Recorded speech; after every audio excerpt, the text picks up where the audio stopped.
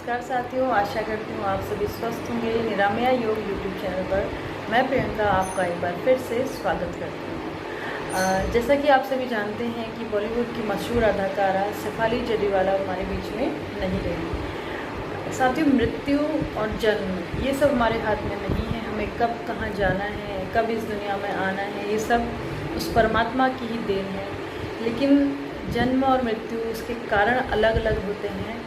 तो जैसे कोई भी व्यक्ति इस दुनिया से चले जाता है तो उसके पीछे में बहुत सारी बातें होती हैं कि वो ये करते थे, वो ये करते थे।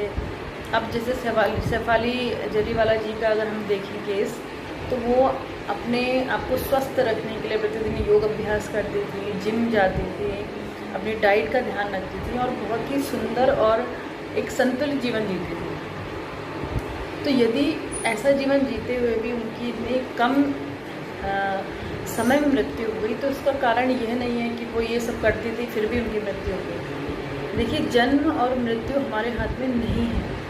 हमारे हाथ में केवल अपना स्वास्थ्य को बनाए रखना है। तो शेफाली जी जितने भी साल उन्होंने इस दुनिया में अपना जीवन जिया, बहुत ही व्यवस्थित ढंग से दिया। वो स्वस्थ रही। उन्होंने अपनी एपिलेप्सी जब से उनको हुई, उन्होंने योग का अभ्यास किया, अपने आप को मानसिक और शारीरिक रूप से स्वस्थ रखने का हर संभव प्रयास किया। तो अब वो इस दुनिया में नहीं है, तो हमें यह नहीं कहना चाहिए कि वो ये सब करती थी फिर भी इस दुनिया से चली गई। अब ये क्यों नहीं देखते हैं कि वो जितने दिन उन्होंने यहाँ जिया, कितने अच्छे से उन्होंने अपना जीवन यापन किया, कितने हंसमुख स्वभाव की वो थी। जितना भी हम बाहरी रूप से उनको जानते थे, तो हम यही सब जानते थे कि वो अपने शरीर का, अपने मन का बहुत ध्यान रखती थी, अपने परिवार को समय देती थी। और एक सवाल ये भी आ रहा है कि एंटी एजिंग ड्रग का उन्होंने यूज़ किया, उसकी ओवरडोज हो गई।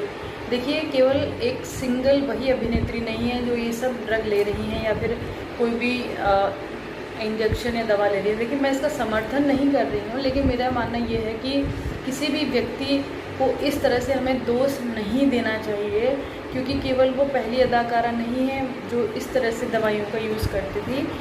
बॉलीवुड में बहुत सारे अभिनेता अभिनेत्री इन सब चीज़ों का प्रयोग करते हैं क्योंकि वो उनकी लाइफ का पार्ट है। लेकिन हमें उनसे सीखना चाहिए कि किस तरह से वो अपने शरीर और मन का ध्यान रखने का प्रयास करते हैं।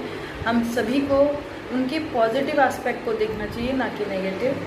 तो अपने शरीर का, मन का ध्यान रखिए, योग अभ्यास करिए, प्रतिदिन शहर पर जाइए, सुबह वॉक करिए, प्रतिदिन जल्दी उठिए, अपना ध्यान रखिए, अच्छा खाइए, स्वस्थ रहिए, मस्त रहिए। निरामया योग के साथ बने रहने के लिए आपका बहुत बहुत धन्यवाद।